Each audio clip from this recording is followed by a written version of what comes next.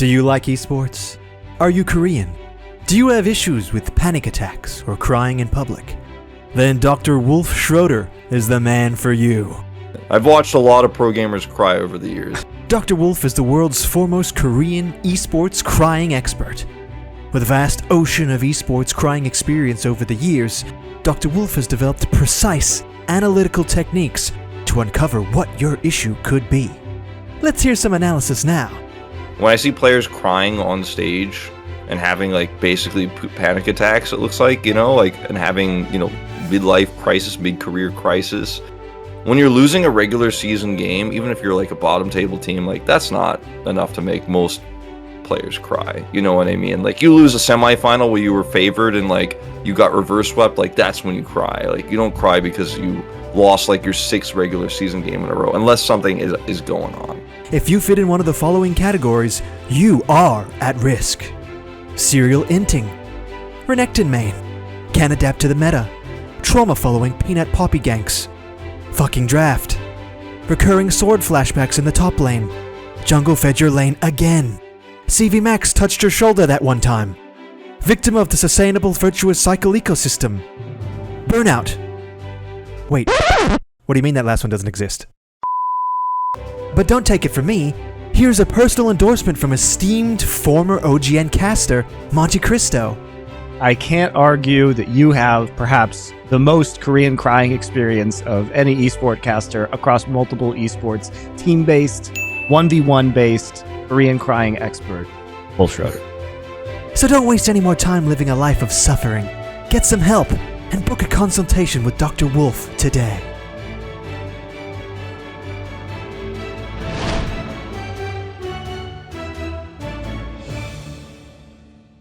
The Monte and Wolf Show is, as usual, brought to you by esportsbet.io. We have some exciting news we're going to announce shortly, and you guys can keep an eye out for that one. EsportsBet has given us a lot of real money to bet with, and all of the prizes that we win, all that money we win, is going to be going back to you guys in various ways. So be sure to keep on the lookout as we make those announcements.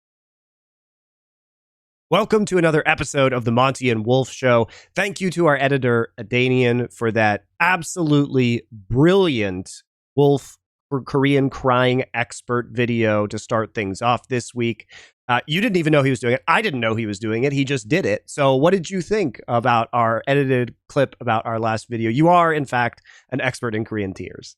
I feel like I'm now officially an expert. I was pretty expert on the topic, but now that video has come out, like I feel like I've got your testimony. I've got the whole 9 yards. I feel like people are probably going to be DMing me soon for information. And yeah, if you send me a clip of somebody crying, it doesn't even have to be a Korean player. I might be able to diagnose why if there's some extra context there. Send me all the information you have, and I can probably figure out what's going on.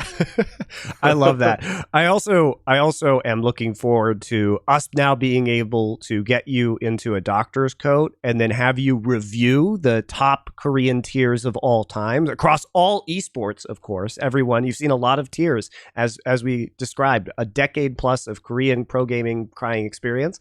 Maybe we have you review a bunch of instances of reckless crying, because that's always been a popular one that we've seen over the many years. I know he's not Korean, but he does cry a lot, so we've got that too. Maybe we start doing some attack ads where we claim that you are not in fact a Korean crying expert. I don't know. There's so many angles we can take with this now that I'm very excited. I'm excited too, and I think by the time we record this, like, because playoffs is coming up, there might be some more footage. We'll see. There might be some more footage coming soon. Maybe we'll put it in this show. Who knows? Anyway, let's talk about our favorite topic on this show, besides Korean pro gamers crying. It is bugs within League of Legends. Why is it that all the bugs show up in the LCK first? Why is that? Why does that happen? Like, why do you guys, you're just riddled with bugs over there? I don't know why it always happens in the LCK first, but my theory is that it's something to do with the fact that, and this probably is true of the LPL as well, even though I can't watch the LPL as much during the season because I'm casting during that time slot and I work 5 days a week, but the LCK plays a lot of games, and especially this season, we've had a lot of 3 gamers. So eventually, like, the chances of these bugs appearing is much higher because we play a best of threes. We play 2 best of threes a day and basically 15 best of threes. No, 10 best of threes a week. It's been a long week. Feels like I've cast 15 best of threes this week. And so what's going on with the Hex Flash bug right now is there's a bug with Hex Flash. And as these bugs often go, nobody really fully understands them. I'm not throwing shade, but I don't think Riot necessarily fully understands them either, because if you guys remember, there was a Hex Flash bug a few weeks ago where it got temporarily disabled for a few days because after using a Hextech portal or Hextech gate, whatever you want to call it, with Hex Flash, your flash could become disabled if you flashed while Hex Flash was available. Then your flash could just be disabled for the rest of the game. Grayed out. That was fixed. But what often happens when something is fixed is something else. Like, it's like you push one thing in and something pops out on the other side of the algorithm that is the League of Legends code. So this time there's some bug that we don't know how to reproduce yet, or at least if they've been able to do it, they haven't told me about it, where if you have Hex Flash in a game and you die under some circumstance, you will instantly respawn. This happened to 2 players in the same game. I can't remember which Amumu player it was off the top of my head. I want to say it was Snowflower. It was an Ultram support, but I'm not even 100% sure off the top of my head. But as he died, like, the team fight was won, and then in a subsequent team fight, the enemy support also died and respawned, but the game was over. And it was Nongsham's coaching staff, again, if I remember correctly, that decided in that game that, like, I think it was the team against Nongshim, because Nongshim decided that they were okay with the Amumu respawning. They were like, yeah, we don't want to try to chrono break or maybe have to replay this game, because they had just won like a miracle team fight. They had no right to win. Yeah. And they were like, yeah, he can respawn. That's okay. Well, what I don't understand is the refs should just put him in the fucking penalty box like it's hockey, right? Because that bug actually isn't that big of a deal, because if they know basically his level and the game time, they should be able to calculate the amount of time he should be dead.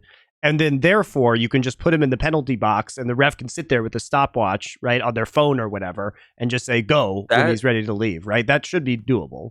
That is exactly what I expected to happen. And I think the commentators, I think it was Chronicler and Brendan that day who were casting, and I think they even also mentioned like that seemed to be like what the course of action should have been. And maybe that's what would have happened if Nongshim demanded it, but they said they were okay with it. Like, maybe they were hoping that like Amumu would try to clear vision and they would like kill him again or something. I don't know. Hold up. It isn't Nongshim's job, or they don't just get to say, hey, he can come out now. It's like the refs should just stop the game and say, this is the decision we're making. But Ghost Commissioner not there. Referees, no power, of course, as usual in the LCK. Nobody knows what to do or what's going on. I don't know what happened. I was on the back, desk/carpet space, whatever you want to call it, with Atlas at the time, and no one was in our ears talking about it. I don't even have an in-ear for that, so I didn't have any updates. All of that was being fed to the casters, so I don't know the exact like trajectory of what happened. But it is now officially banned again, Hex Flash. So it also got banned in the other regions too. So yeah, it was banned in the LEC shortly afterwards. I think it was like announced after what happened in the LCK, and then we eventually found out that it was banned in the LCK as well. There was also a really huge issue in the LJL where this extremely long game was broken by this bug and had to be replayed, and the team that had the advantage actually lost on the replay. So there was a lot of controversy on that on my Twitter feed last night. I didn't watch the series myself, but Yaharong, in particular, the ex-LCK player, was tweeting about how he was very upset about what happened. We got to fix these things. Like, playoffs are coming up. Worlds is coming up. By the way, speaking of funny skits, I think there's a world where we need to do a Riot entomologist skit where he's exploring League of Legends to find new bugs, and then he's trying to put the bugs in the box and get them to fuck so that he can reproduce them. Right? Like, there's some jokes in there. I feel like there's some jokes that could be made about this bug situation within League of Legends. We'll work on it. I don't want Hex Flash to be disabled because I think it's especially in a meta like this where Leona is coming back, Mumu support is a thing, and Poppy is like 10 times more interesting when she has Hex Flash because she can path really interestingly in the early game, is it's really sad. It just changes the way we have to look at the game, and it shouldn't be that way. Or we could just go the other way where we're like, you know what? Like, it's just part of the game. If somebody randomly responds, unlucky, you should all pick Hex Flash just for the RNG of it. We're all Akshan now. Yeah. Well, that's a bummer, and I agree. Obviously, the biggest effect is that for supports and junglers, this really does change a lot of the meta picks and how they're playing. Eliminates a lot of fancy jungle pathing that we've seen, or very aggressive like 2v2 plays from support players in the lane. I imagine it will be fixed relatively soon. Is LCK going to 12-14 next week? Because I haven't seen any announcements. Okay. Yeah, we are going to 12-14. We did a kind of preview video about it yesterday for Pog States coming out. It should be coming out on Wednesday. So yes, the second most watched LCK podcast. I knew it was coming. Hey, we don't compete. We're just two different supplementary ways to watch information about the LCK. I'm competing, so you cannot compete, but I'm competing. You get to be on both, so I'm double dipping. Sorry. That's fine. It's totally fine. All right. Well, I look forward to the 12-14 video that you guys are going to be releasing. Obviously, going to be very interesting to see how LCK teams adapt to having the more potentially valuable and durable Drakes in the game, as well as the Herald changes. Hopefully, I think this is going to be the last round of big changes that Riot makes before Worlds, and the timing is good. It's not right before playoffs. It's a little late in LCK. All the other regions are on 12-14 already. I would have liked to have seen it like a week or two back, just because that way it's not affecting like the very last week only before playoffs when teams are trying to qualify.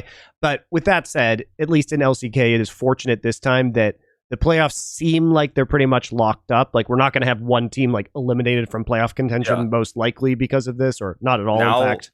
Yeah, now the playoffs are actually fully decided with Kwangdong's loss yesterday, but we don't know what the order is. So this patch could actually affect like who gets third or fourth or fifth, because it's so close there. I'm glad about the timing of this patch because I think that it will be really good for our top teams. Like, I think they will be able to figure out how to play out early Drake Prio versus the extra Herald gold that's going to be local now, and also the second Herald buff. Like, our top teams are good at macro, so they'll figure that out. I think this would be terrible for our bottom teams. But our bottom teams in the LCK, I think they are going to just fight for these Heralds and Drakes nonstop all the time without fully understanding how to play around them and make cross maps. And as a result, we'll have a lot of flippy games that are decided in the early game. I'm actually overall not a fan of this patch because of that, because I think bad teams will just lose games earlier now, at least for a few months until everybody figures this out. But like I said, luckily, bad teams won't be playing in playoffs. They will, by the time they play again, like, they'll have had plenty of months to figure this out. And mostly, really bad teams are not going to Worlds, so we'll at least have the elite teams from the major regions and the play-ins regions coming in, and it won't be all bad. Okay, some macro time to develop. All right, it'll be okay. All right, so here's how the rest of the show is going to go. We are going to have to revisit the T1 versus Gen.G conversation because that never really occurred, because I was gone and then had COVID and still have COVID. I didn't know you had COVID. You didn't tell me. I had COVID this last week, Wolf. It was fabulous. It was a really, really fun experience for me and my family, just all being locked together in my house, everyone being sick at the same time. Really fun. I did that recently too, so I know that feel. I know.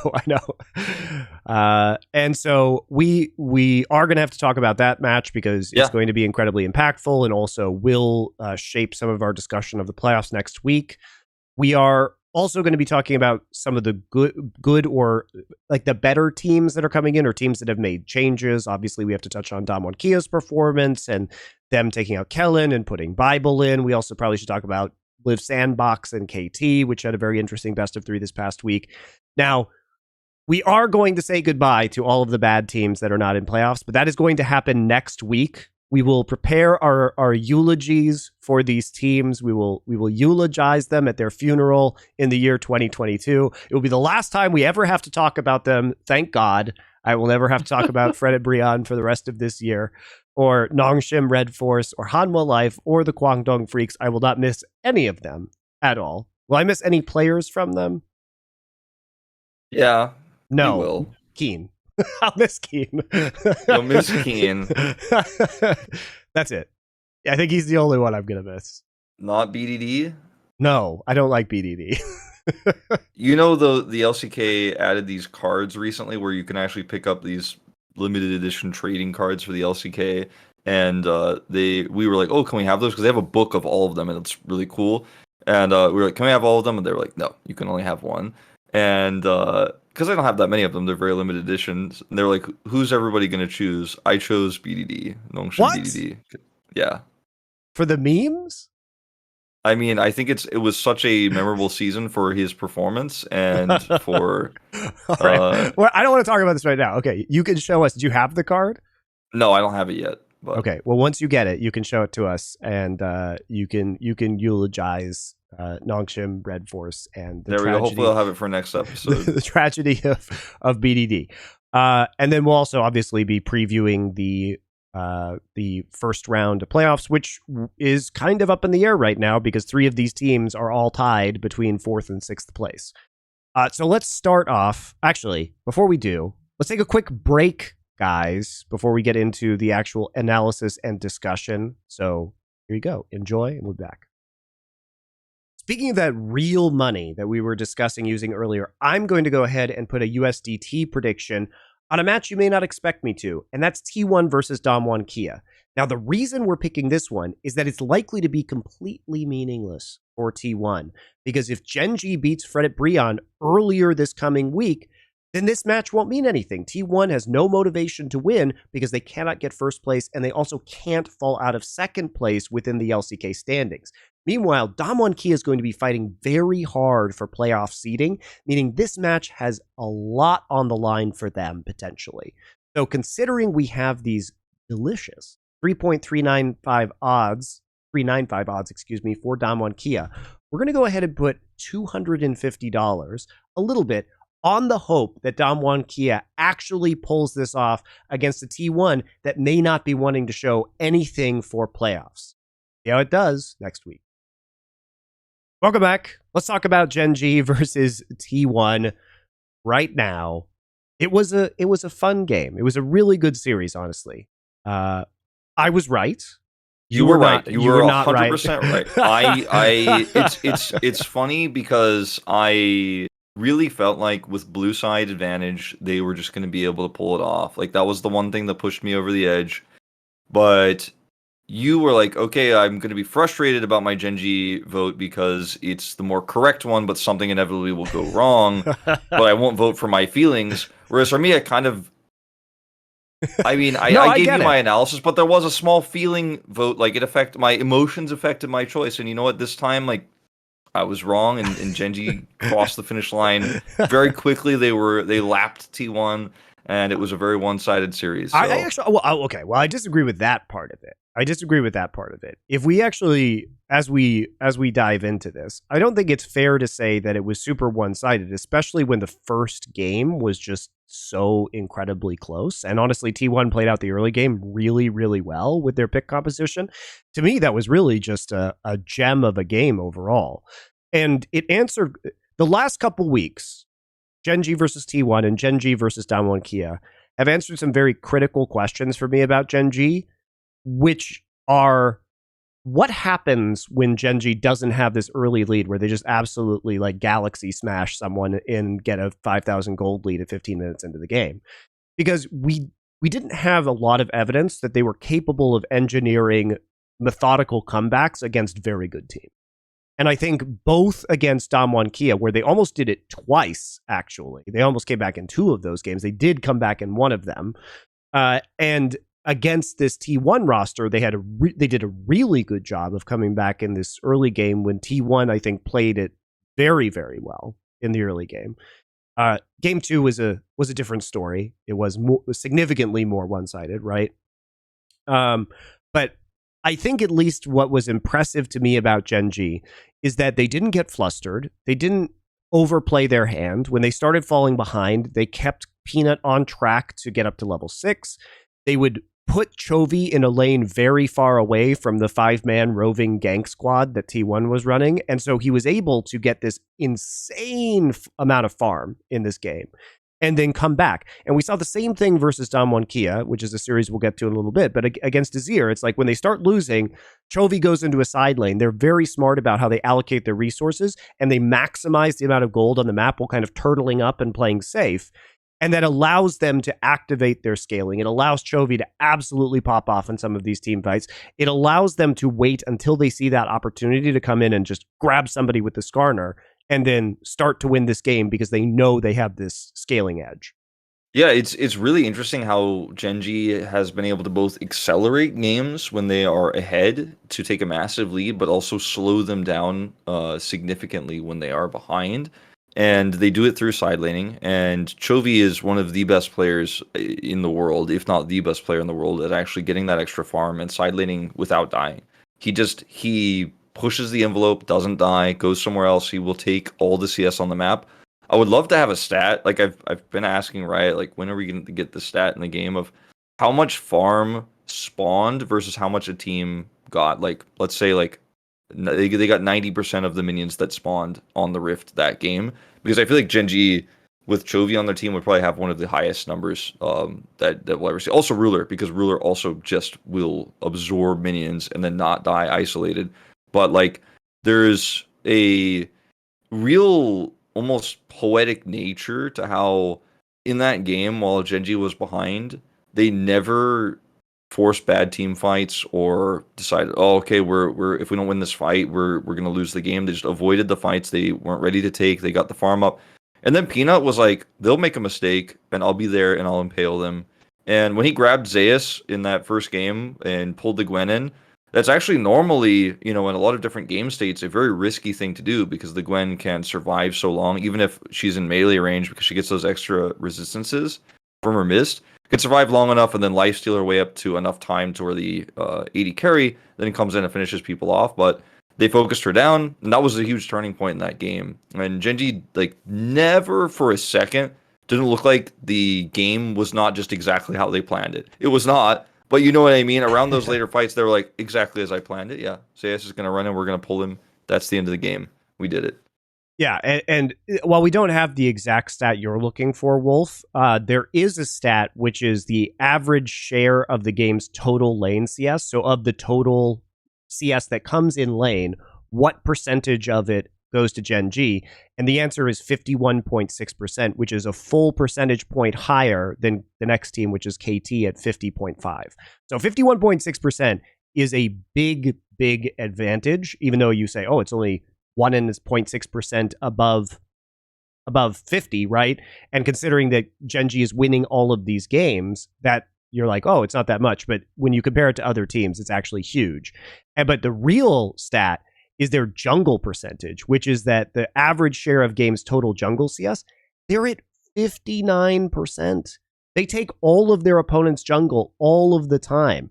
That is 5% above T1, who's at 54% right now. It is a huge, huge difference. So when you combine the fact that they're getting 1.6% more lane CS, and they're getting 9% more jungle CS, that's a huge amount of additional gold that this team is generating just off of neutral objectives. Well, I guess they're not lane is not necessarily neutral, but objectives or standing gold on the map. Let's put it that way. Yeah, imagine losing 1/5 of your jungle every time you play against Gen.G on average. Yeah, that's really, and that includes the parts. That includes the parts of the game where their jungler is also just having to clear his camps. Peanut is going to invade and steal a lot of your jungle away, but also the AD carry and mid laner are going to steal your jungle away. Doran's going to get in there and take your gromp. So and just to also put this in perspective, guys, in terms of just raw CS per minute, Chovy is tied with Prince for #1 in the league at 10.3, and Ruler is what? 1, 2, 3, 4, 5, 6th place, okay, at 9.2. Now, that you might say, oh yeah, well, they both get a lot of farm. They have 2 players in the top 6. Usually you can only do that with one guy. Like, one guy gets all the CS per minute. You can't have 2 carries both getting that much CS per minute. It is very, very unusual, especially when they're always playing at the same time. It's not like they're swapping players in and out, and some games they're farming this guy. They're always playing Ruler and Chovy in every single game. So yeah, that is crazy. Yeah, that was the concern that I had when this roster was first put together. Was Doran was also taking a huge part of KT's farm last year. Ruler on Gen.G was taking all of the farm. Chovy took all of the farm. I was like, how do you build this roster where all of these players are taking all of the money and make it work? But the answer is Ruler has taken a little bit less money than he did on the roster last year. Chovy is sidelaning incredibly well, and they're making this happen while Doran is just playing weak side a lot of the time and isn't actually sidelaning as aggressively. So there's a little bit of extra gold on the map for the carries to take, and that's what they did in this first game. The second game was... I just found something else, Wolf. This is even crazier. Okay, now that you mentioned Doran, he's number 13, okay? In terms of just total absolute value CS per minute. This means that they're actually just optimizing the way they get every single CS on the map across all 3 lanes. They're incredibly good at just assigning people to these lanes and maximizing their gold value. And again, to put that in perspective, they have 3 players before any other team, I believe, even has 2. Everybody else just has 1. The only one is KT, who has Arya, but Arya only has played 9 games. And everyone else is either like, I guess Lava. I guess it's Henna and Lava from Fred and Brion are also in that list. So they've been doing a good job. But it is crazy. They've got 3 different players absorbing all of this CS so well. Yeah, that's why I was saying, like, if I could see if they're on red side, like how many blue minions spawned in the lane did they kill? Like how many percentage of not like how many total minions, but like, which I guess we could theoretically calculate if we went deep into it and counted all the minions, but I wish that was actually just a stat by default, because you can tell based on game highest time and total minions killed, but that's annoying, and we're not going to do that. I think it would be the highest, because they have been so extremely efficient at side laning all year long, but this year in particular, or this season rather, in the summer season, it has been more dominant, so it's looked even stronger for them because they're winning all of their games and they're taking huge leads and just pushing turrets like T1 did in spring. But yeah, the extra depth that we saw in this roster in that first game of their comeback mechanics was really great, because we know that Chovy is going to lane well. We know that even in lanes that he's playing into a counter, he's doing pretty well. We're seeing Ruler and Lehens pretty much dominate lane most of the time, but even in games where they do not, they make huge impacts in mid-game team fights. Ruler is not forcing fights. His team is not forcing fights around his Zeri when they don't have optimal conditions before he has 2 items, 3 items online. Like, we've seen so many other teams in the LCK go, oh, it's Zeri. Like, what if we just win and get lucky and then get ahead and then lose the game because they decide to fight without any CC for the Zeri, and the Zeri has not even her first mythic online. Ruler is not doing that. The team is playing around their win conditions, whatever archetype of AD carry he is playing. And, with some changes in 12-14 coming up to how lane sustain works, maybe we'll see some changes in Ruler's play. Maybe some laning could get exposed, but I really don't think so. I think the guy is one of the best laners down there. So, I mean, after watching this series and subsequent T1 series this week, because this is, of course, as you mentioned, the previous week of games, I feel like there's no one right now that I can confidently say can challenge Gen.G in playoffs. At this moment in time, I don't know if Gen.G will drop more than a game or 2 on their way to picking up an LCK title. Like, I think this is the time Chovy and Ruler finally getting their LCK trophies. Well, and we also talked about how the bans might look in this particular series, and it was like we thought. It was a lot of pocket bans. It was like Draven, Lee Sin, against T1, and Poppy, Kalista, Singed against Gen.G. So there were power picks open, and what I appreciated was that we saw a very different approach from T1 in Game 2 after they lost, and I thought that honestly their preparation was really good. They had a plan. You could see the depth of the preparation for both of these teams. They had a plan for leaving the Poppy open, and they were going to pick Ornn and then start blocking Poppy ult with Bellows Breath. I was like, holy shit. Like, first off, the execution on that is very impressive from Zayas and the rest of T1, because they all have to wait until the Poppy ult comes out, until Ornn blocks it for them to go in. So it's like they knew what they were going to do. It wasn't just, oh, we're going to ban Poppy. It's like, okay, we're going to try this first. If we think we can let the Poppy through, we have this backup plan. We're going to pick the Ornn. Then we're going to play around the Ornn and his ability to just be immovable during this ability. And it was the level of creativity that I saw in this series from both of these teams that was really great. Because I think T1 played very well also. Yeah, I think this is T1's best series they've played in several weeks of play. And I think maybe losing it has affected their mentality, because they're basically a shoe-in for playoffs round 2, the semifinals. And they did, of course, now secure that. But I think I don't want to judge T1 too harshly, as I said yesterday on the broadcast, for just playing not to their normal form, because it's end of regular season. They've already got their bye to the semis. I don't think judging their play harshly here is warranted. If they lost that series, we'd be a little bit concerned. That series against Nongshim and then lost to SANDBOX, we'd be like, okay, what's going on? But we'll see. It is possible, of course, next week. It's also that Gen.G, all they have to do is beat Fred at Brion, and then even if Gen.G loses to KT and T1 wins both of their matches, they just can't win enough games to overcome the match differentials or the game differentials. So like they can't get the first seed, basically. Exactly. I don't even think it's possible, actually, as long as Gen.G doesn't go 0-2 and T1 goes 2-0. That could happen, and it would be possible, but that's the only way. And I don't think Gen.G is going to lose to Fred at Brion. Needless to say. So yeah. What I like is like what I feel very confident about Gen.G, as you were mentioning, going into playoffs and also going into Worlds, because even if we rewind time and talk about T1 heading to MSI, T1 was playing a single kind of style and composition very well, but we didn't know what would happen if the meta shifted or they had to play other things. I mean, now we do. They didn't look as good. The thing about Gen.G is they play fast and aggressive very well. They play early game comps well. They can come back and play measured and scale very well, even if they have an early disadvantage. They can play Lucian, Nami, which other teams suck with in the late game, and Ruler still does an inhuman amount of damage for reasons that I don't really understand, how his Lucian is so much better than everyone else's Lucian, but it just appears to do more damage. Chovy is insane at late game team fighting on the Sylas and the Azir. We know he already dominates his lane super well.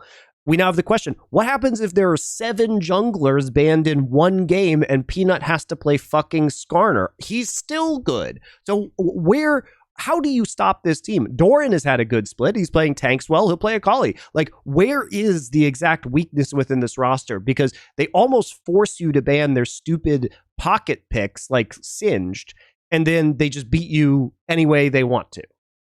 Yeah, that's the thing, is Gen.G also doesn't have their most popular playstyle, of course, no pun intended, was the Poppy, where they had Chovy, or rather, Chovy's winning lane, you have Prio in mid, you have bottom side, either baiting ganks with Peanut coming through. If you're on red side, you're playing a little bit less Prio in the lane, and then you're constantly forcing 3v3s, which Peanut is one of the strongest junglers right now. His pathing is incredible.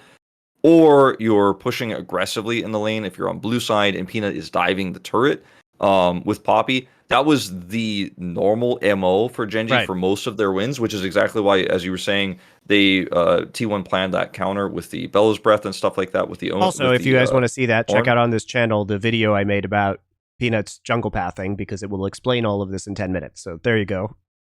So like the ability for teams to prepare for Gen.G when they were playing mostly that style every game was definitely higher, but that's not what Gen.G is going to be playing in playoffs necessarily, because A, like, teams will ban the Poppy against them, and B, the patch is going to be different. Like, it's going to be a different meta. I think it will change pretty significantly. I don't think we're going to be seeing the same sort of handshake bottom lanes and like, oh, okay, your comp is stronger in the mid game, my comp is stronger in the late game, Zeri type stuff anymore.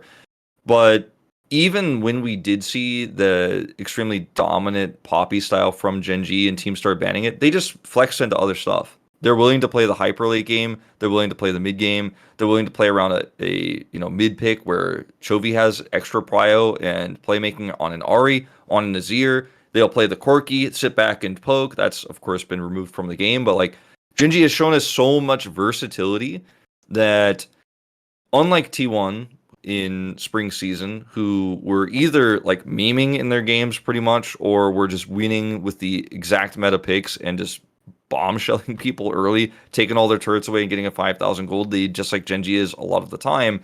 They didn't have that much depth to their playstyle when they faced against good teams in the Rumble stage and teams who challenged them in the laning phase, even in the first group stage.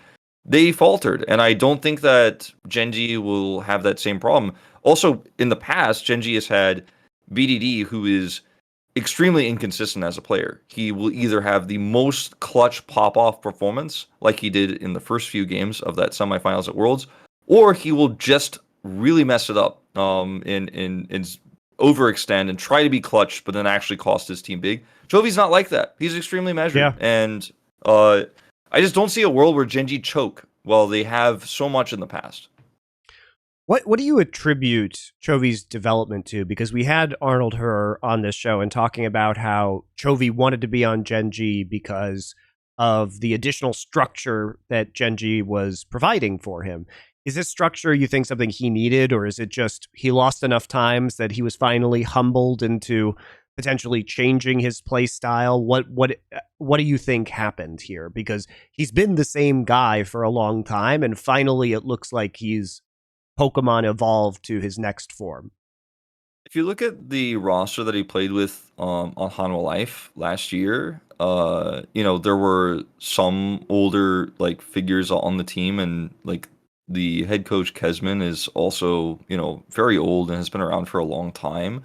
But I think that Chovy didn't quite respect that roster the same way he respects Gen.G's roster that has Peanut and Ruler, who are both, now veterans, and I don't want to call them old, but by LCK standards, they are, quite old. Even Doran is also his favorite. They've also won titles, which is something that Chovy has never done. So Doran got to put that in there too.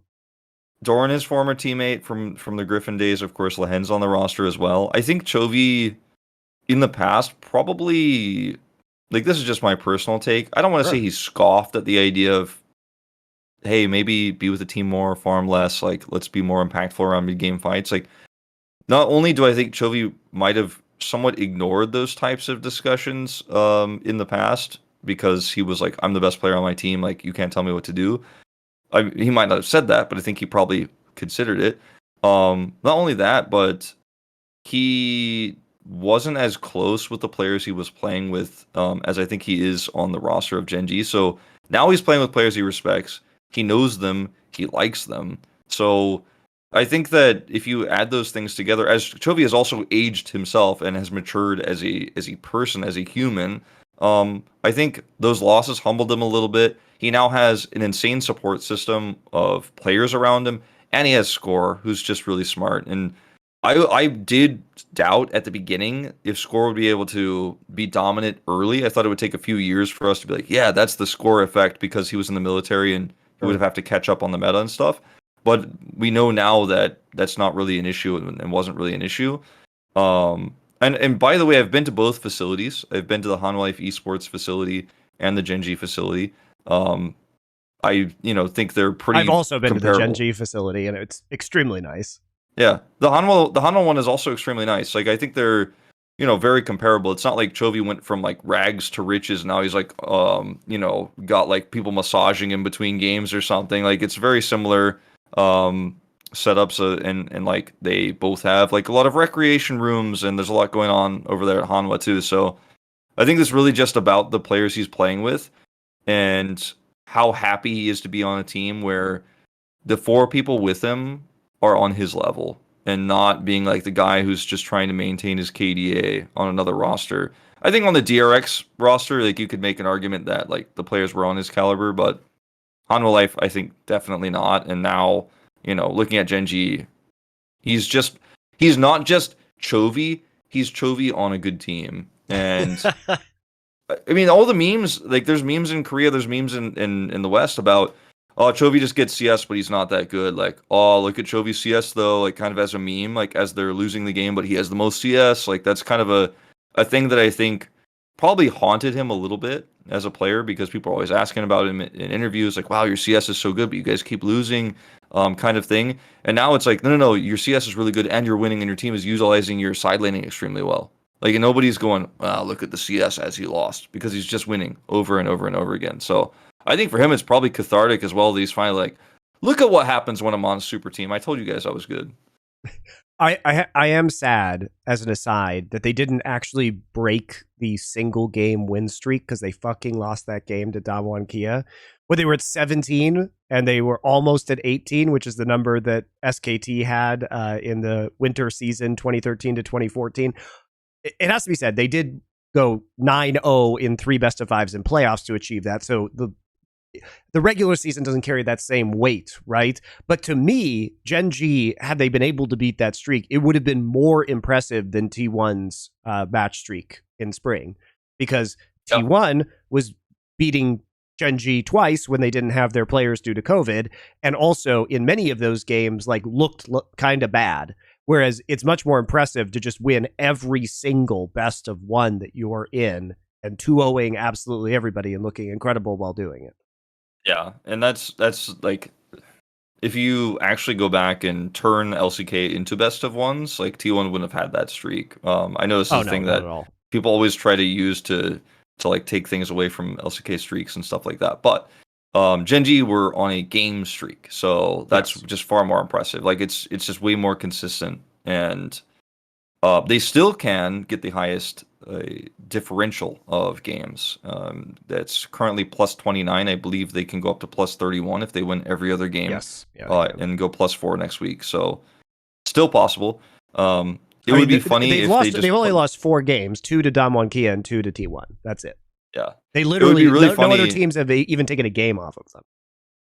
The record plus 29 is tied across multiple teams, like 3 different teams. And it would be funny if they actually just also go into the list of plus 29s and the record stands. Don't think it'll happen based on what they have coming up next. Well, I don't know. I think they could 2-0 Fred at Brion, and then the question is whether they, even if they win this, they'd be plus 1, right, against KT. If they win, even if they win 2-1, so that would be enough to put them at plus 30. I think it's doable. Yeah, for sure.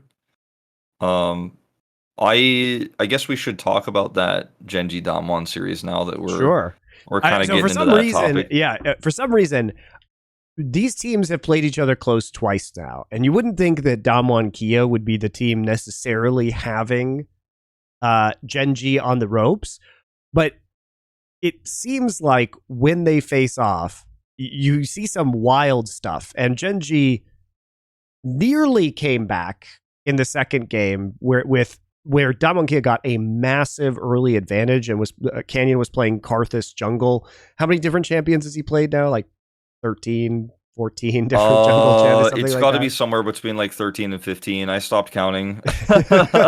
in the early parts, I was like, wow, he's played 10, and most people have played 2. You play Viego or you play Wukong, and then Xin Zhao and Lee Sin came back a little bit, but yeah, he's played so many. 1, 2, 3, 4, 5, 6, 7, 8, 9, 10, 11, 12, 13, 14 different champions. And he's also the first player to play a lot of the champions that have risen in popularity recently as well. He is very smart. He hasn't had his greatest performances as an individual player, unfortunately, this season, but I was excited to see the Karthus. I don't overall like Karthus jungle because I think that I've seen, maybe my mind is somewhat warped by this because I've seen it really only in other regions and usually Western regions where this is popular. And almost every Western analyst I've talked to is like, I don't know, Korea should play Karthus. Like, they should play that. It's really strong in our region. But then when I see Karthus match up against Asian teams in international events over the years, the fact that he could just farm insanely fast and scale up really well usually doesn't mean anything because he just gets bowled over in the early mid because he can't fight. But I think that this was only happening because the Skarner was picked, Wolf. I think that this was a very specific counter pick. I don't think anybody's going to be picking it all the time. I think they saw the Skarner pick and they had an answer, which was Karthus, because they know Skarner's not going to be doing shit in the early game. So you might as well have Karthus not do shit faster and better and hit 6. And also, he is an extremely unattractive target for Skarner in team fights, like really terrible. So I think it's an interesting counter pick in this particular situation. I think it locks you into very weird compositions. It also meant that they had to play a blind Camille in the top side, which, wasn't great. So I think there's a risk, but I also think there are reasons to do it. And especially when you're in a composition where you have such good engage from Kalista and Mumu, like I think the Karthus can be good. They did almost throw the game though.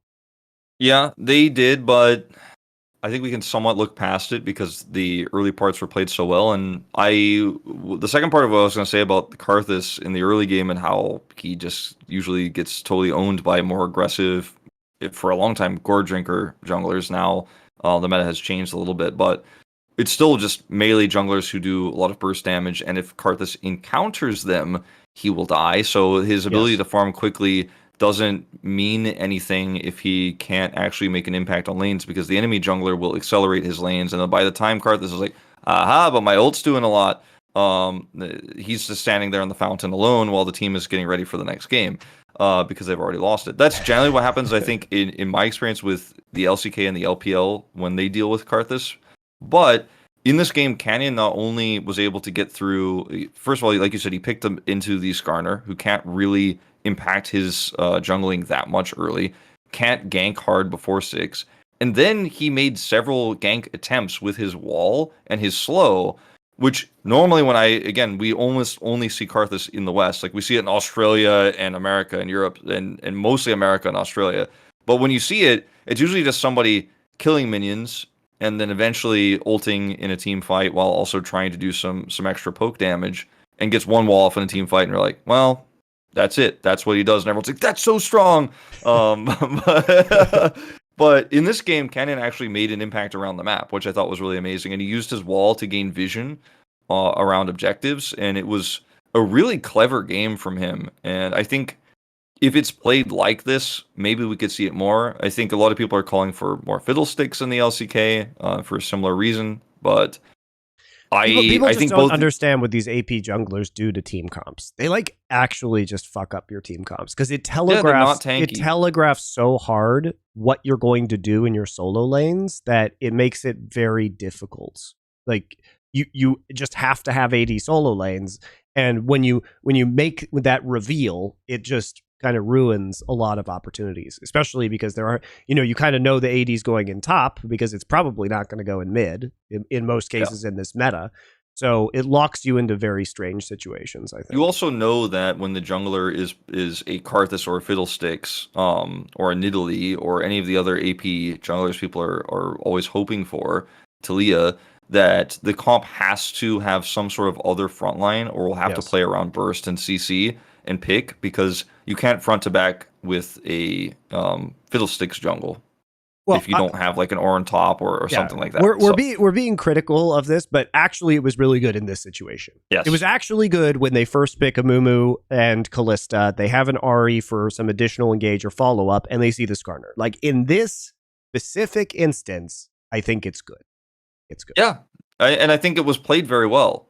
It was played extremely well, and ironically, when they lost control of the game, it was actually a lot due to the Karthus passive and his ultimate that they were able to win fights while he's just bursting people down and getting triple kills from the nether, because he was like, okay, we're losing. He was so we're losing control. Yeah, we're losing control of this game.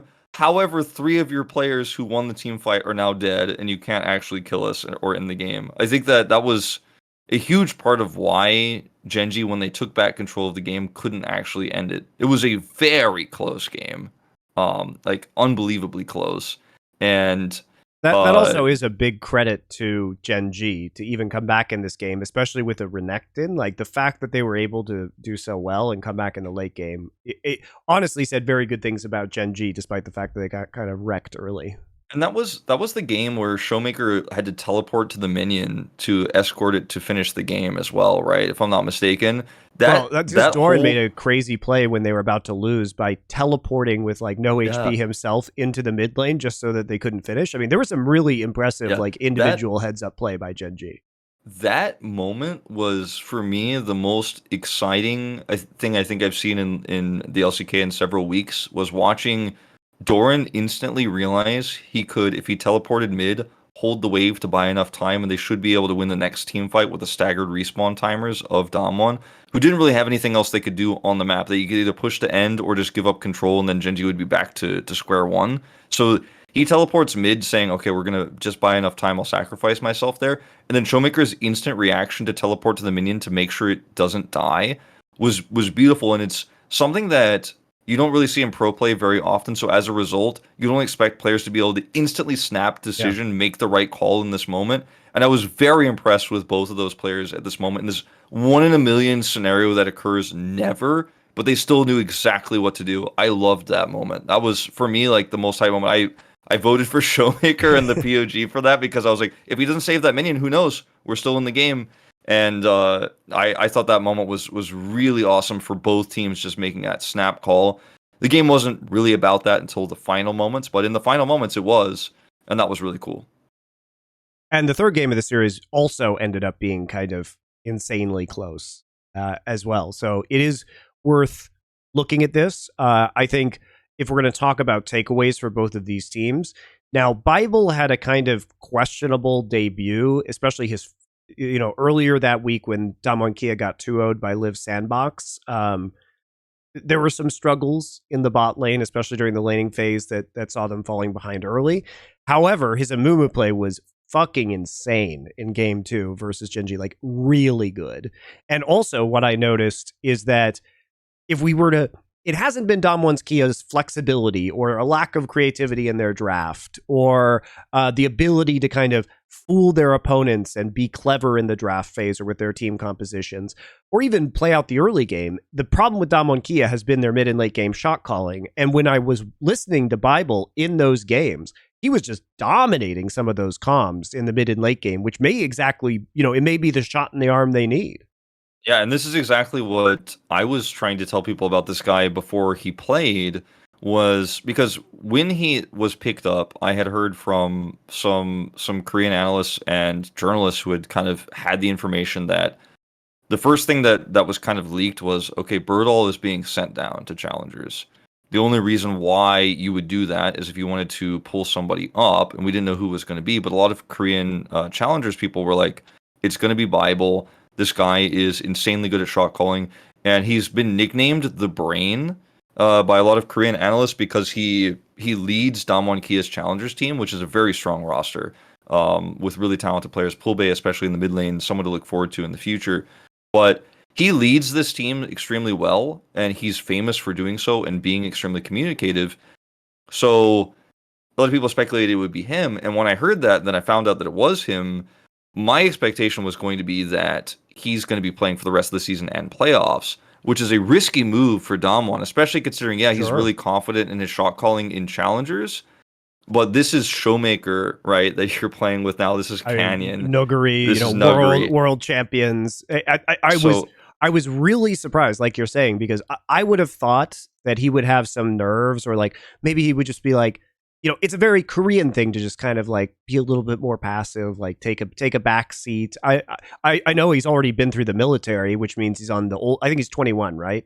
21. Yeah, I think he's 21. That's what I remember looking up. Yeah. Yeah, and so the fact that he's already been through the military at such a young age is interesting in and of itself. Most people do not go to the military that young. Well, most people in esports do not. Most normal Koreans go at like 18, 19. As soon as they finish their school, they're like go before university. Yeah, but most pro gamers do not. Yeah, so he has already done that, which is good for the longevity of his career. But also he will command respect as a result of already having done the service as well.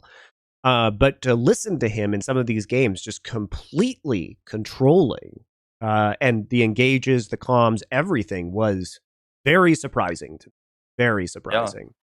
he came in at a time where Kellen also had just tested positive for COVID-19, so there was some speculation, oh, maybe this is just they want to have him here and test him out and he'll be able to play live in the studio with the players, but I really think that's not what's going on here. I really think that he is going to be the mainstay support for this team, at least for now. And the impact he brings is so reminiscent of Beryl when Beryl was on DAMWON KIA and making those same shot calls happen. He's now doing the same thing for DRX, of course, doesn't have the same power roster, and they're not finding the same success. But having Kellen in the roster, I think, was really great for his laning phase and how he supports DuckDom in 2v2s. But like you said, that wasn't the problem for Dom1. It was really just translating some small advantages in early mid that Canyon helped set up, that Showmaker helped set up in lane, into poor team fighting and bad coordination around front-to-back team fights. And when you have an engaged support who is non-stop shot calling like that and setting up team fights and then also just nailing the engage, his Amumu play was phenomenal. So good.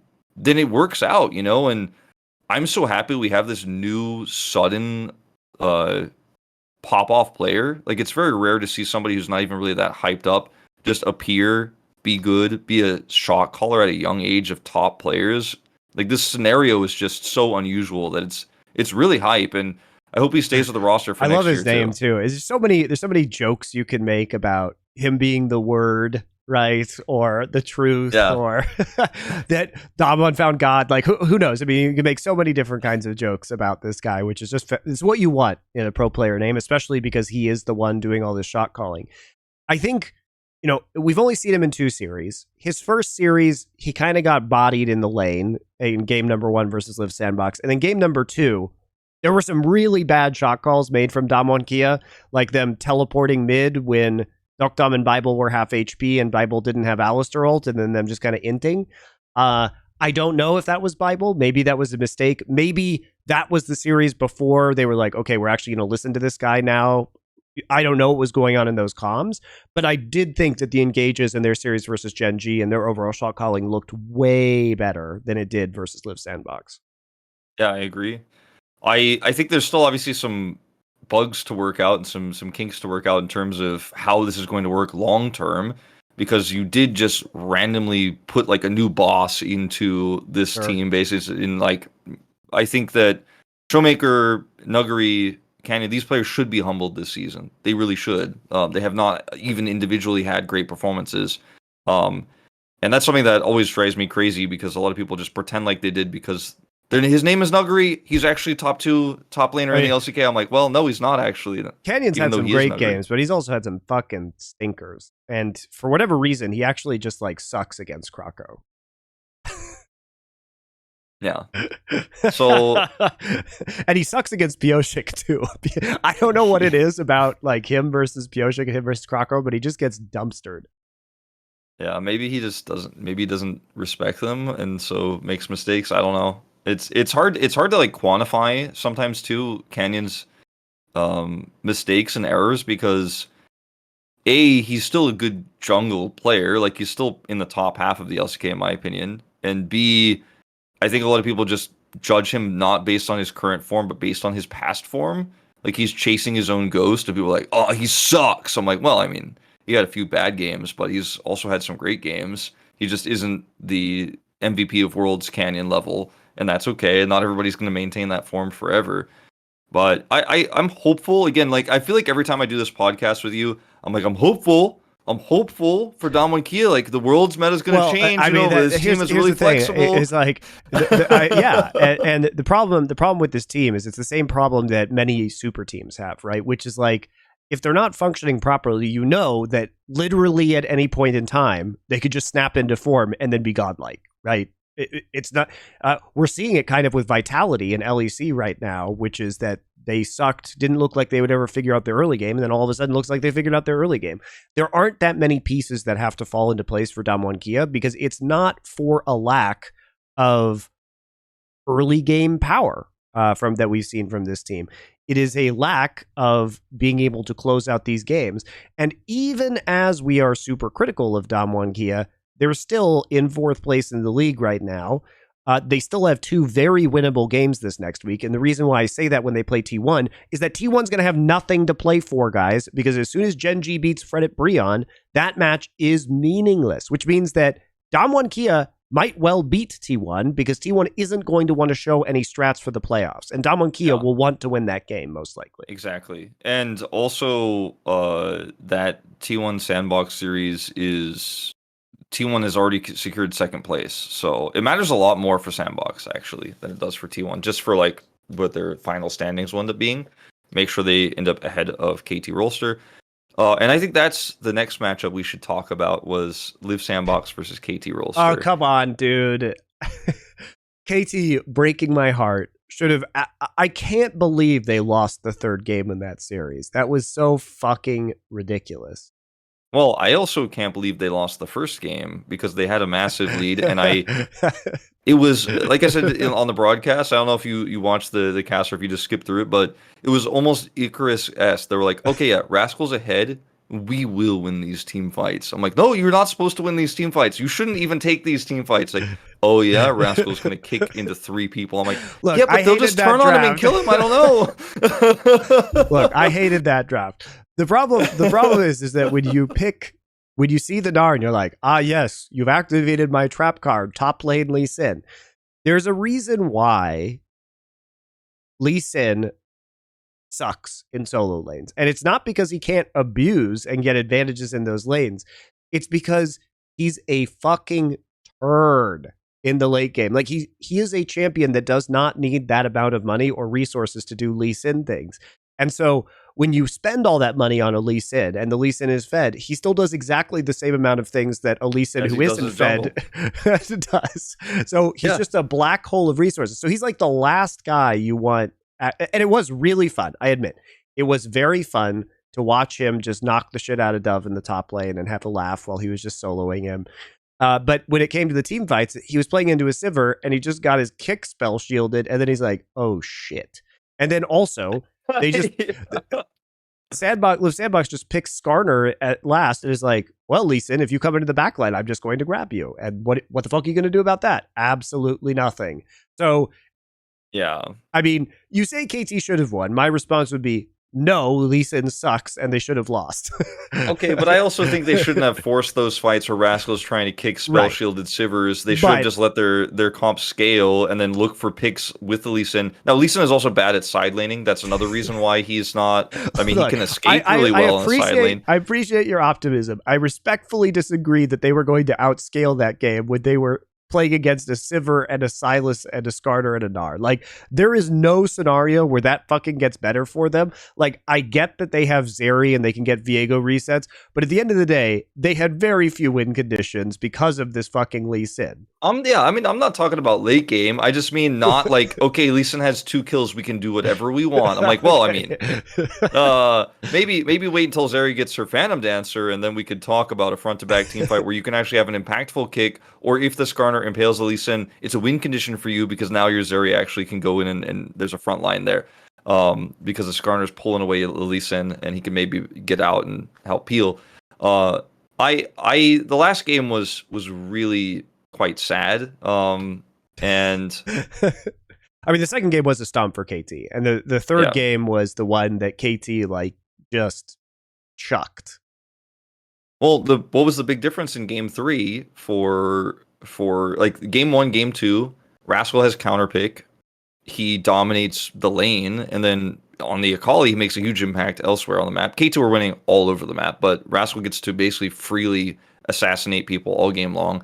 Game 1, they were trying to put him in a position to do that in the Lee Sin. They failed. And then in game 3, he's just on Gwen, and he doesn't have the same power to actually push forward a lead or set up for his team. And they had a lead, but they didn't have proper team fighting, and it felt like KT's game plan in game 3, like game 1 and game 2 had a very solid, okay, we dominate top side, we're playing around top side, we're not playing around bottom, and it's going to be aiming kind of scaling up later on. And then in game 3, they're like, ooh, we just kind of play standard. And I think that's not the approach they wanted to take in the series. So as a result, mentally, they were not in the right state of mind to play that game out the way they should have and just drop the ball in the end. I think that there are many ways this could have gone for KT. The last 2 dragons, which allowed SANDBOX to get soul, were both flips. If KT literally just gets one of them, that game doesn't end that way. KT did an incredible job of, on the soul point for the dragon, setting up vision control, and then Rascal just walked into mid lane and pushed to inhibitor, and then allowed Liiv SANDBOX to walk into a completely dark dragon pit. They had no wards, they had no vision, and if Rascal, he was never going to outpush them by taking that inhibitor into the base. And if he is there at the start of that fight, they win that game. That is it. Like, you cannot split push down the mid lane. The minion wave wasn't big enough, and his teleport was too late to actually help. Yeah, it was just a split fight. Like, they were not all together, and I just felt bad for the rest of KT because they did such a good job of controlling the vision around the pit, and then Rascal just randomly decides to walk into the mid lane and give it all up. Like, I think if you replay this series, I still think KT is the better team than Liiv SANDBOX because they have more win conditions. Like, I love Liiv SANDBOX. I love watching them play, but they have one way to win the game. Dove is just literally never going to be a threat, right?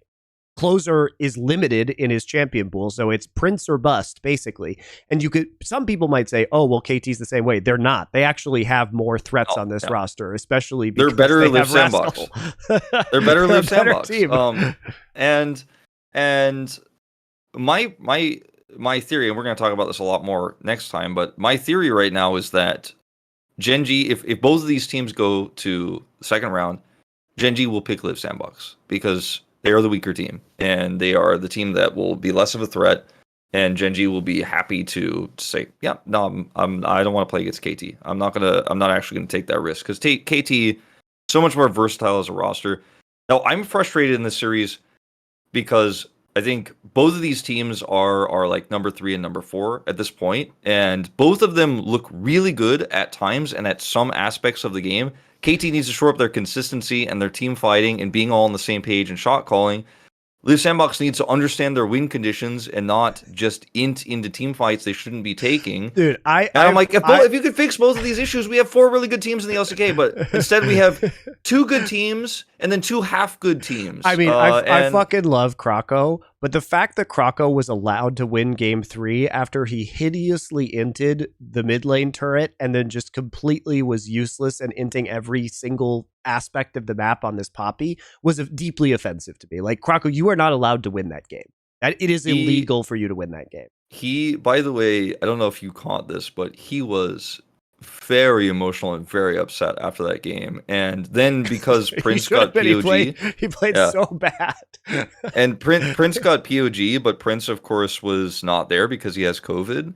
So Krako actually had to do the post-game interview after that game and after his really bad performance, where Liiv SANDBOX basically won in spite of him because he was his performance was so poor, and he was very aware. He was just feeding Vikla in the mid lane. It was insane. It was crazy, but I mean, he definitely was very well aware that his performance was not good there. I felt really bad for him because he had to go on stage in front of everybody, but I think that Krako has been there's a duality of Krako, right? Sometimes it's insane pathing, early game aggression that leads to leads. And then sometimes it's just, what are you doing? Why are you there? Criminal That's inting. Not it. Basically inting. And he's a really fun player, and I think that in another year or 2 of development, he will probably be considered one of the greats. Like, right now, he's kind of a meme jungler, and everyone's like, I love Krako because he's so funny. Sometimes he's really good. Sometimes he's hilariously bad. And Chronicler made a meme about him that one time. But actually, I think one day, like, people will forget about this time, and they're like, no, Krako was always one of the best junglers in the LCK. Like, I see that future. Like, he was actually ahead of his time. The rest of his team just wasn't as good as he was. You have to test your limits to understand what's possible in professional games. And I like him because he is funny. It's true. And his name is funny. The fact that fan signs are always very good. The fact that he's named Krako is just objectively hilarious. But we can't knock the fact that as hideous as some of his ints are, his team is actually 11-5 in a very hard league, and he's better more often than he's bad. It's just when he's bad, it's painfully obvious. And when he's good, he is very entertaining. He's very entertaining. He takes a lot of risks. He's very aggressive. He's willing to just roll with the Vi. He draws the Vi bans, right? And I think SANDBOX is a one-dimensional team, but I think they play to their win conditions, which is great. And you can't knock them for the performance they've put on. I don't think they deserve to win this series. I think they got very lucky, but they pulled it out. For me, my biggest thing for these two teams is there's obviously a tier gap between Gen.G and T1, and then KT and Liiv SANDBOX, and then there's arguably a further gap between them and DRX and DAMWON KIA, in terms of like our A, B, C, basically of our playoff teams. But I just want both Liiv SANDBOX and KT to fix their pretty glaring and I think obvious issues. KT fixed most of their issues that they had in round one so quickly that they ended up being a suddenly top 3 team potentially in the LCK, which was shocking to all of us because usually KT has like a spike around the middle of the season and then they just kind of totally drop the ball and fall off, and that's why you don't get excited about them, amongst other reasons. But this team, if they could just figure out how to be more consistent in late game team fights, and if Vikla could improve his laning phase, which are two things I think if you just focus as a coaching staff are so easily fixable and can be fixable in such a short period of time. It's not like it's like, oh, okay, all these guys are laning bad, or like, oh man, you guys really don't even know what your win conditions are. Oh, your drafting is so terrible. It's these small things. Same, of course, true of Liiv SANDBOX. Drafting is good, but it's one-dimensional. Maybe branch out a little bit more. Maybe also, when you're playing a scaling comp, don't all in on that second Drake for no reason. It's okay. You could just let them have to. These types of things that separate Gen.G and T1 from Liiv SANDBOX and KT makes me really frustrated because I do want a third and fourth team to be like in the conversation for finals. Like, because we, mind you, not even about the trophy, but about finals. Because we went from being a three team region to like a 2-team region to then slightly different 2 teams but 2-team region to now I'm like, and I mean in terms of really being able to compete at an international level. We are in fact a 10-team region. There are 10 teams in the LCK. But we've gone to a place where I want these teams to be able to compete, but I fear that by the time that they will fix their issues to be on the tier of Gen.G and T1, these teams will be broken up next year and like we'll have to start all over again. And I'll be like, no, please, I don't want it to just be only T1 Gen.G and sometimes DAMWON that is in the conversation, and the rest of the season is just this kind of like I don't know, circus, this merry-go-round of like, well, who knows who's going to lose in the semifinals this season. Well, I really want these teams to push ahead. I mean, I think KT is I think both of these teams are very close to being really good teams. And I don't know if they're going to be completely broken up because aiming is locked into KT's roster for at least what we looked it up last time till the end of 2023. So they should be able to build some good pieces around him, right? Like they have Rascal. I think the Cuz is okay. I think if you upgrade their mid or jungle, they're actually suddenly probably quite a good team. If you get a world-class mid laner or jungler on this roster, I think that they are good. Liiv SANDBOX, I think if you get a good top laner, they might be good. I think Prince and Kyle have been very good, I think, as a duo so far. Closer is a bit limited, but if you do get a better top or mid laner, then I think Liiv SANDBOX can be a very strong roster. Imagine Liiv SANDBOX with Birdall. Could happen. It could happen. I also think KT, at least in the second round robin, we can't forget that they are in fact 5-2. They beat DAMWON KIA, and they lost to Liiv SANDBOX and T1. They've got a hard week this week coming up against Gen.G and DRX, but Gen.G may not care about the game versus KT, so they have a chance potentially of an upset. Although I think even Gen.G on autopilot is better than KT trying. And also, I think in DRX's case, KT beat them last time. So that's not out of the... And both teams are going to be trying very hard to win that series. So, and I think KT is a much stronger team than DRX right now. I think we should all expect that KT wins that one. So what happens? Like KT ends the round robin 6-3, and literally the only teams they've lost to are the 3 teams higher than them in the standings. Like there's absolutely no shame in that. They're very close, and I think they can be a competitive playoff team. I hope so, and I don't want to talk too much about that because that's going to be in our next week episode. But well, yeah, we'll see. We'll see how these results actually shake out, right? So I think there's still a lot in the middle of the pack. It's basically who's between 4th and 6th, the seeding that we're going to have decided this next time around. You may want to face Liiv SANDBOX, actually, if you're any one of these teams.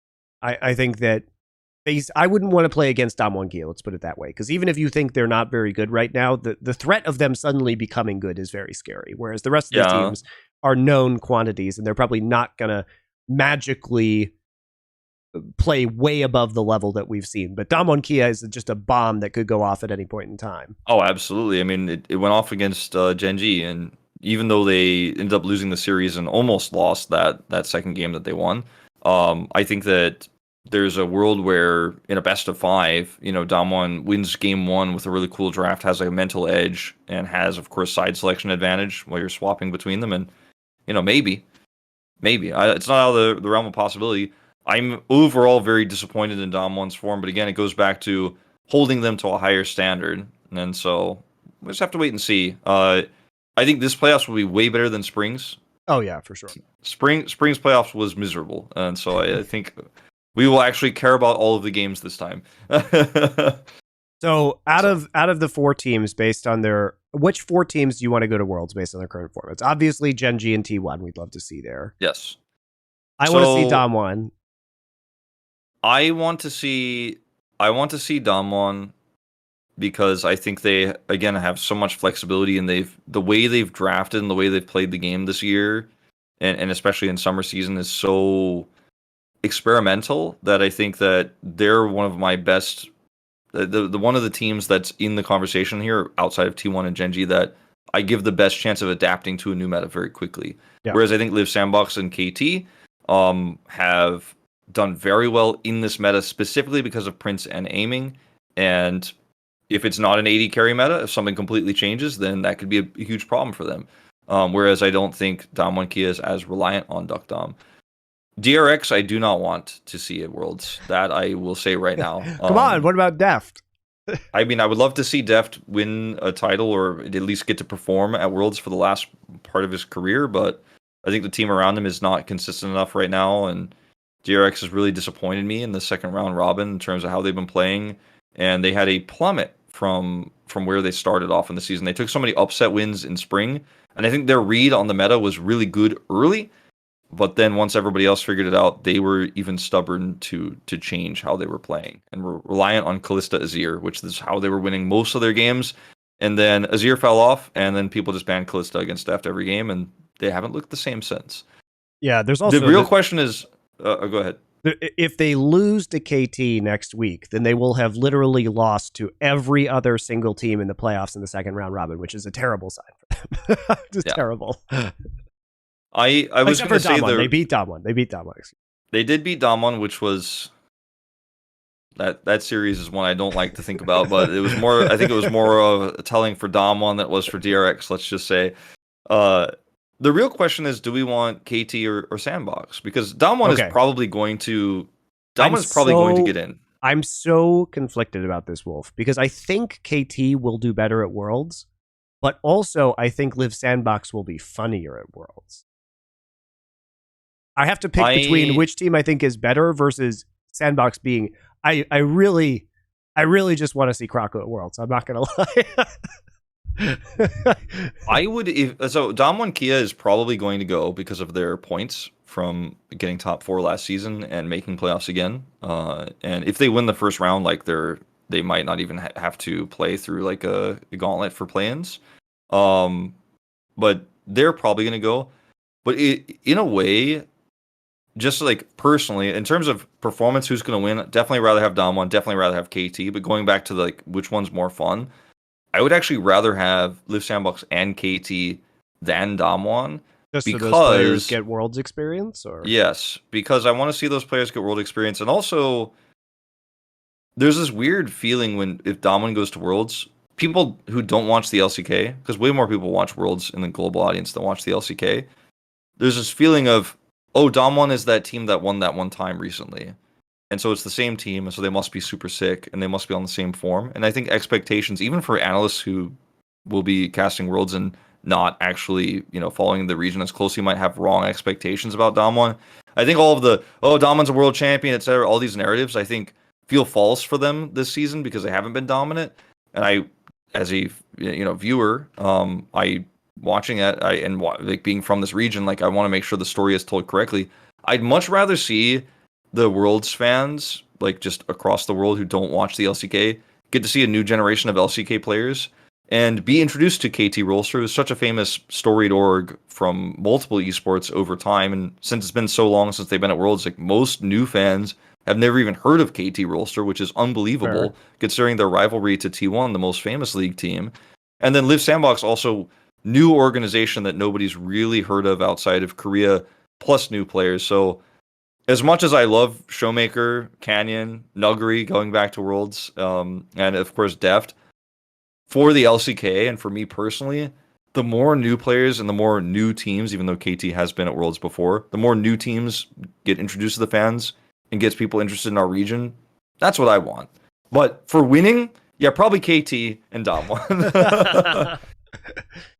I think I kind of just want Liv to go because I think that those players attending that tournament can really level up in a way that maybe they won't be able to otherwise. And I think that they've got a lot of just raw talent on that roster that I'd like to see improve over time.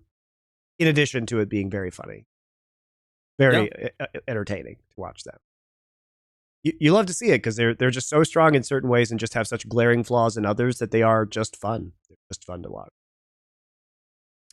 Okay, guys, that'll do it for this week. We will prepare our LCK eulogies for the teams knocked out of playoffs next week, as well as previewing all of the playoff matches. The draws will be done immediately, right? Yeah. Great. And we will have voted for our MVPs and stuff like that, so that can also be a discussion that we have. I don't know if those will probably not be released until after the finals, though. It's okay. So. You can reveal your choice of MVP because that's your personal. Yeah, because it's going to be revealed publicly eventually, and I'm not scared of my choices. It's Trovia Ruler. Those are your choices. You only get two choices. Those are the only two viable choices that you can have. It's not Zeus anymore, sadly. He's not in the drawing. So we'll be talking all about that next week. We'll